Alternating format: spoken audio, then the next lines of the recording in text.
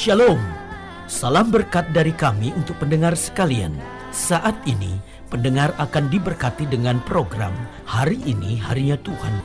Sebuah pembahasan Alkitab secara sistematis di mana kita diingatkan tentang kasih setia Tuhan yang tidak terbatas dalam memahami kekurangan dan kebodohan manusia untuk menjadikan kita sebagai kawan sekerja Allah. Bersama hambanya, Pendeta Gilbert Lumendong.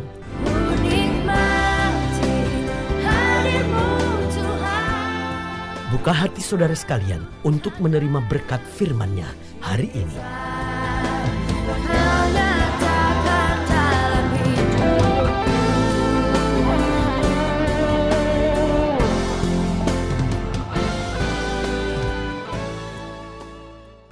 Haleluya, haleluya, haleluya. Salam jumpa pendengar yang diberkati Tuhan. Satu sukacita tersendiri kembali bagi saya Gilbert Lumendong untuk ada di antara pendengar sekalian dalam program kita Hari Ini Harinya Tuhan. Nah, saudara gue yang kasih dalam Tuhan, betapa kita sudah diberkati lewat program Hari Ini Harinya Tuhan ini. Nah, saudara gue yang kasih dalam Tuhan, hari ini saya secara khusus mau menyapa saudara sekalian karena hari ini adalah hari Natal. Saudara gue yang kasih dalam Tuhan, apapun yang saudara sedang rasakan hari ini, mungkin sebagian saudara berkata, aduh pendeta, saya sedang bahagia sekali di hari Natal ini.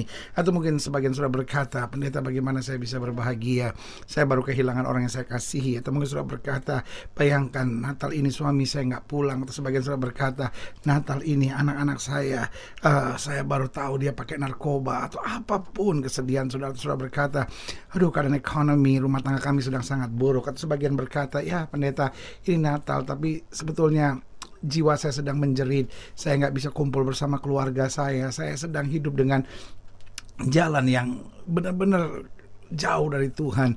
Nah, saudaraku yang kasih dalam Tuhan, saya percaya tidak kebetulan saudara mendengarkan program ini, dan izinkan hari yang spesial ini saya mewakili keluarga saya juga, atas nama keluarga saya, istri saya Renda dan ketiga anak saya, Garen, Sela, dan Gravens, serta seluruh pendukung acara dari program Hari Ini Harinya Tuhan ini, mengucapkan selamat Hari Natal buat setiap saudara. Doa kami, apapun yang sedang terjadi dalam Natal ini, tetapi ingat, what is Christmas? Christmas is Emmanuel. Apa itu Natal? Natal adalah Immanuel, Allah beserta kita. Kalau Allah beserta kita, apa sih yang harus kita takut? Kalau Allah beserta kita, kenapa sih kita harus khawatir? Kalau Allah beserta kita, kenapa sih kita harus panik? Betul, mungkin apa yang terjadi tidak seperti yang kita harapkan, tetapi janji Tuhan ya dan amin. Tidak kebetulan saudara mendengarkan program ini, itu sebabnya saya secara khusus menghimbau setiap saudara untuk bangkit dan mengimani janji Tuhan, karena di hari Natal ini saya percaya ada berkat spesial khusus yang dicurahkan bagi setiap orang yang mengimani janji-janji Tuhan. Nah, saudaraku yang kekasih dalam Tuhan, hari ini saya mau berbagi tentang sekaranglah waktunya. Karena kalau kita bicara Natal, maka kita bicara tentang waktu. Karena Natal memiliki 3 dimensi waktu. Ada dimensi sejarah, itu bicara 2000 tahun yang lalu di Bethlehem. Tetapi ada dimensi kekinian atau now and today, yaitu hari ini dan sekarang. Artinya apa? Natal masih berdampak buat hidup saya hari ini. Karena dengan Natal saya kuat, dengan Natal saya sukacita, dengan Natal saya punya kepastian, dengan Natal saya tahu Tuhan beserta dengan saya. Tetapi yang paling penting juga, Natal memiliki dimensi waktu masa depan. Artinya apa? Dengan Natal kita tahu Yesus yang pernah datang pertama kali akan datang kembali kedua kali. Waktu dia datang pertama kali, dia datang sebagai juru selamat untuk menyelamatkan. Tetapi waktu dia datang kedua kali, dia datang sebagai hakim yang adil untuk mengadili bumi. Dan pada saat itu berlaku hukum kata Alkitab, setiap lutut akan bertelut, setiap lidah akan mengaku bahwa Yesus Kristus itu Tuhan. Jadi kalau Natal kita rayakan hari ini, maka saya beri judul khotbah saya hari ini, sekaranglah waktunya. Waktu apa? Waktu pemulihan itu sudah Tuhan sediakan sekarang. Haleluya. Nah, saudaraku yang kekasih dalam Tuhan, buka Alkitab kita dalam Kisah Rasul pasal 3 ayat 21. Kisah Rasul pasal 3 ayat 21, demikian firman Tuhan. Kristus itu harus tinggal di sorga sampai waktu pemulihan segala sesuatu. Jelas buat kita bahwa berarti hari-hari ini adalah waktu apa? Waktu pemulihan. Karena Kristus harus tinggal di sorga sampai waktu pemulihan segala sesuatu. Seperti yang difirmankan Allah dengan perantara nabi-nabinya yang kudus di zaman dahulu. Jadi saudaraku yang kekasih dalam Tuhan, mungkin saudara berkata, aduh pendeta, tapi hari-hari dunia tambah jahat, hari-hari dunia tambah menakutkan, hari-hari dunia tambah menyakitkan. dapatkan. Tapi saya tetap harus tegaskan, buat kita orang percaya, karena kita sadar Yesus sudah naik ke sorga, menyediakan tempat buat kita, sehingga waktu-waktu ini, khususnya bagian terakhir dari akhir zaman ini, adalah waktu pemulihan. Tuhan mau pulihkan hidup kita, Tuhan mau pulihkan gerejanya, Tuhan mau pulihkan keluarga-keluarga kita, Tuhan mau pulihkan hari depan kita. Haleluya. Karena itu dalam Ibrani 3 ayat 15 dikatakan, tetapi Ibrani 3 ayat 15, tetapi apabila pernah dikatakan pada hari ini, jika kamu mendengar suaranya, janganlah keraskan hatimu seperti dalam kegeraman. Nah, saudaraku yang kasih dalam Tuhan, artinya waktu kita merayakan Natal, jangan sampai kita mengeraskan hati. Ada banyak orang merayakan Natal justru dengan minum mabuk. Saudaraku yang kasih dalam Tuhan, ini kan penghinaan terhadap Tuhan. Ada banyak orang Kristen yang merayakan Natal hanya dengan baju baru, tetapi tidak dengan hati yang baru, tidak dengan semangat yang baru. Saudaraku yang kasih dalam Tuhan, buat saya ini kan kejahatan. Buat apa saudara pakai baju baru tetapi lakukan hubungan seks sebelum nikah jalan terus? Buat apa saudara pakai baju baru tetapi judi jalan terus? Buat apa saudara pakai baju baru tapi hati saudara busuk, penuh dengan kebencian, penuh dengan kedendaman, penuh dengan kepahitan, bahkan saudara sedang merancangkan yang jahat? Bayangkan saudara pakai baju baru tapi saudara tuntut suami saudara untuk bercerai, saudara pakai baju baru tapi saudara tuntut istri saudara untuk bercerai. Saya cuma mau bilang, saudara hanya orang munafik yang memakai Natal untuk sebagai jubah-jubah kepalsuan kita. Saatnya saudara bertobat. Kalau memang saudara mau merayakan Natal dengan betul, besok saudara cabut semua laporan saudara itu, saudara bertobat dan biarkan rumah tangga saudara dipulihkan. Bagaimana kita bisa merayakan Natal dengan baju baru tetapi penuh kebusukan di hati kita? Nah, saudaraku yang kekasih dalam Tuhan, inilah saatnya gereja Tuhan menyadari bahwa Natal mengingatkan kepada kita bahwa kalau kita mendengar suaranya, kita merayakan kelahirannya, kita merayakan hari sukacita ini, jangan keraskan hatimu. Artinya apa? Bukankah di hari Natal kita mendengar suara Tuhan 2000 tahun yang lalu? Jangan takut, aku memberitahukan kepadamu kesukaan besar telah lahir bagimu, juru selamat di kota Daud. Saudaraku, bukankah kita diselamatkan karena anugerah? Masakan kesalahan orang kita mau simpan dalam bentuk kebencian dan kepahitan? Bertobatlah, karena Alkitab ingatkan kepada kita bahwa Natal mengajar kita kemuliaan hanya bagi Allah di tempat yang maha tinggi dan damai sejahtera di bumi di antara manusia yang berkenan kepadanya. Haleluya. Berarti Natal dapat kita katakan sekaranglah waktunya, waktu pemulihan itu. Lalu pertanyaan kita, waktu untuk apa? Yang pertama, untuk mengakui saya bukan hanya orang Kristen, tetapi saya murid Yesus. Saudaraku yang kekasih dalam Tuhan, ada banyak orang berpikir, wah saya orang Kristen. Amin. Saya harus jujur bilang, tidak semua orang Kristen ada di sorga. Saudaraku, ada banyak orang Kristen di neraka. Saya khawatir saking banyaknya orang Kristen di neraka, nanti ada ibadah di neraka. Mungkin saudara berkata, masa sih ada ibadah? No, that's a joke sih, ya kan? Itu hanya humor lucon yang seringkali dicandakan orang. Begitu banyak orang Kristen di neraka karena ada majelisnya, ada pendetanya, ada pemain pujiannya, ada pemain musiknya, ada anggota kornya, sehingga ada ibadah di neraka. Saudaraku yang kasih dalam Tuhan, maksud saya yang paling jelas adalah ini, bahwa sekedar menjadi orang Kristen itu bukan tiket untuk masuk surga.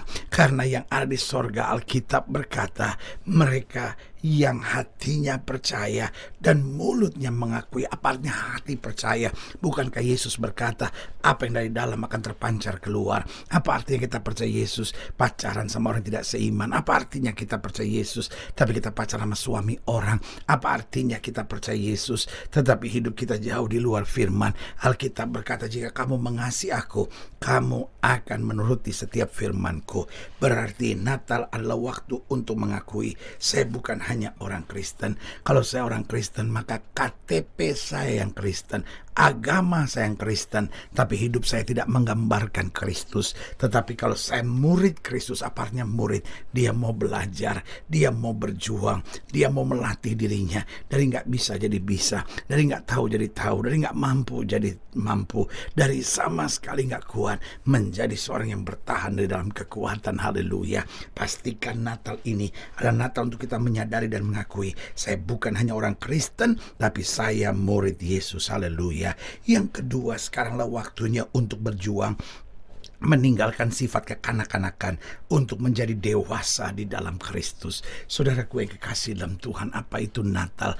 Natal adalah mengajar kepada kita Kristus datang, turun dari keberadaan sebagai Allah menjadi sama dengan manusia, mengambil rupa seorang bayi yang dilahirkan di Bethlehem. Tetapi kemudian bayi ini menjadi besar dan akhirnya pada saatnya dia naik ke surga, dan pada ujung-ujungnya dia akan datang kembali. Nah, inilah namanya proses kehidupan. Bukankah kita juga sama?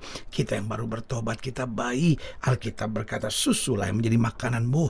Tetapi ketika kita menjadi dewasa, Paulus bilang, ketika aku kanak-kanak, aku berpikir seperti kanak-kanak, aku merasa seperti kanak-kanak, aku bersikap seperti kanak-kanak. Tapi setelah dewasa, aku meninggalkan sifat kekanak-kanakan itu.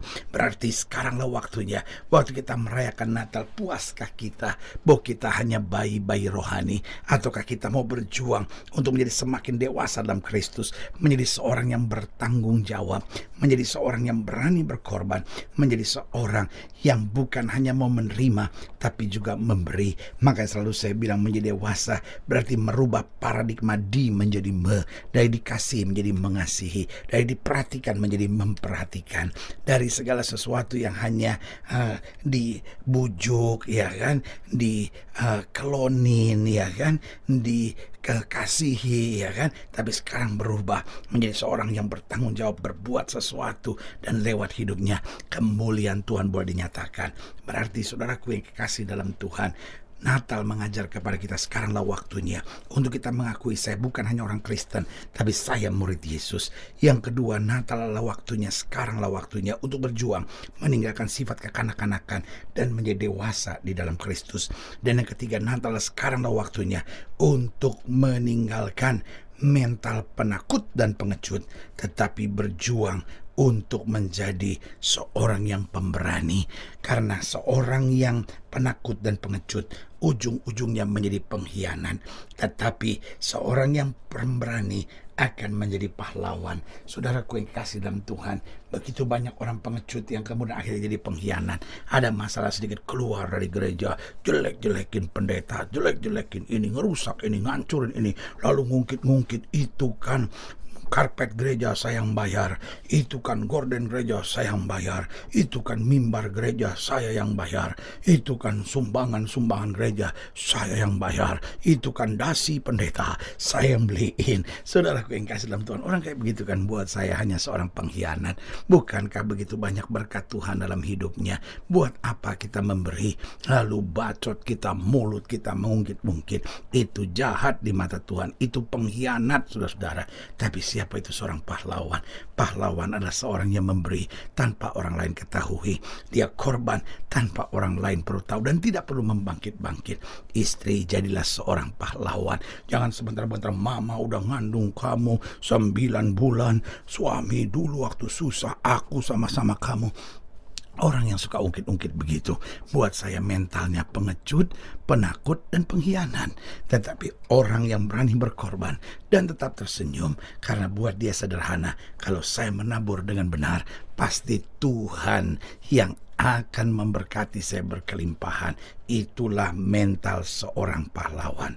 Keluarga kita sedang membutuhkan suami yang siap jadi pahlawan, istri yang siap jadi pahlawan, orang-orang muda yang siap jadi pahlawan.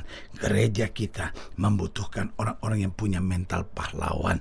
Di bangsa negara kita terlalu banyak pengkhianat. Kita butuh orang-orang yang punya mental pahlawan. Saudaraku, di hari Natal yang berbahagia ini, izinkan saya mengingatkan sekaranglah waktunya untuk kita mengakui saya bukan hanya orang Kristen, tapi saya murid Yesus, bahwa saya harus berjuang untuk meninggalkan sifat kekanak-kanakan untuk menjadi dewasa dalam Kristus, bahwa saya harus meninggalkan mental penakut dan pengecut yang berujung pada pengkhianatan, tetapi menjadikan saya orang-orang yang berjalan dengan mental pemberani, sehingga saya dapat menjadi pahlawan yang meninggikan Kristus, memuliakan Kristus, dan menjadi berkat buat setiap orang di sekitar hidup saya. Haleluya. Saudaraku yang kekasih dalam Tuhan, jika saudara ingin dilayani lebih jauh, hubungi kami melalui telepon telepon, hubungi kami melalui surat, kunjungi website kami, karena kami ada untuk membawa Bapak Ibu sudah senantiasa lebih dekat pada Tuhan dan mengalami kasih kuasa mujizat yang luar biasa. Haleluya. Secara khusus melalui program ini juga saya mau berdoa buat setiap orang yang sakit, setiap orang yang berbeban berat, karena saya percaya bahwa bagi Allah tidak ada perkara yang mustahil. Nah, saudara yang ingin didoakan secara khusus boleh taruh tangan kanan sudah di dada dan kita berdoa. Mari kita berdoa. Bapa, di dalam nama Yesus, hamba doa buat yang sakit, hamba doa buat yang berbeban berat, hamba doa untuk setiap mereka yang sedang menghadapi masa-masa yang sukar. Secara khusus di hari Natal ini hamba berdoa di dalam nama Yesus, sehingga kami tahu sekaranglah waktunya buat kami untuk bangkit, menang, menjadi orang-orang yang membawa berkat dimanapun Tuhan tempatkan. Di dalam nama Yesus, mereka yang sakit Tuhan sembuhkan, mereka yang lemah Tuhan kuatkan, mereka yang sedang goncang Tuhan bawa mereka pada ketetapan hati. Di dalam nama Yesus, haleluya, amin. Saudaraku yang kasih dalam Tuhan, kita sudah berdoa. Ingat, Allah tidak pernah lalai menepati janjinya. Ini saatnya buat kita untuk bangkit, bersemangat, bersukacita dalam menghadapi segala perkara. Karena kita tahu Yesus hidup, Yesus berkuasa, dan selalu menyediakan yang terbaik buat anak-anaknya. Doa saya menyertai saudara. Sampai berjumpa pada program berikut, dan jangan lupa jadikan hari ini harinya Tuhan. Haleluya.